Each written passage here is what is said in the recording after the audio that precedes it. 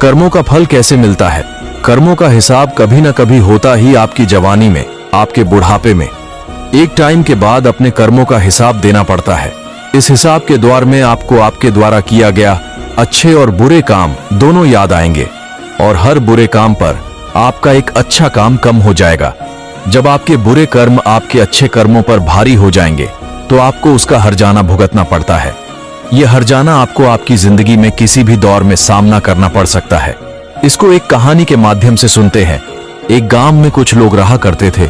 उनमें से एक आदमी जो कि आमिर था, वह स्वभाव से घमंडी था। वह लोगों से बहुत ही कम बात करता था।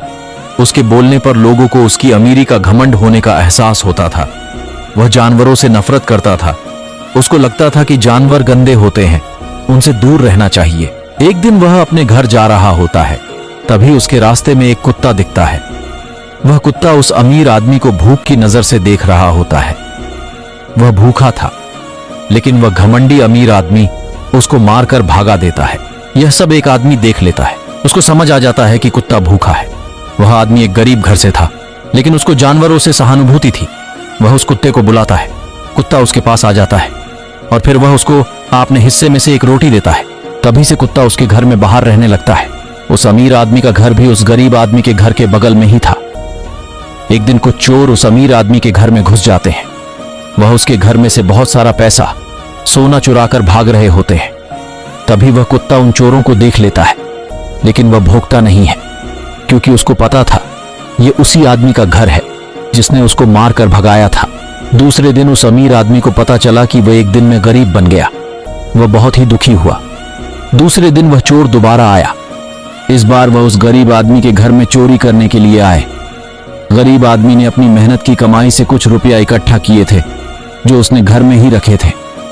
चोर जैसे ही उस गरीब आदमी के घर पर घुसे तो कुत्ता उनको देख लेता है और जोर जोर से भौंकने लगता है, जिससे वह गरीब आदमी और आसपास के लोग जाग जाते हैं, जिससे चोरी को भागना पड़ता है। कुत्ता तो एक जरिया था, अच्छे और बुरे कर्म का। एक बेचारा कुत्ता जो केवल भूखा था, उसको उस आदमी ने मारकर भागा दिया और अपने कर्मों में एक बुरा कर्म जोड़ लिया। और वहीं दूसरी ओर वह गरीब आदमी ने अपने हिस्से की रोटी देकर उसकी भूख को दूर किया और अपने हिस्से एक अच्छा कर्म नाम कर लिया। इसी प्रकार जिंदगी समय समय पर आपके अच्छे और बुरे कर्म के सामने आपको खड़ा करती है।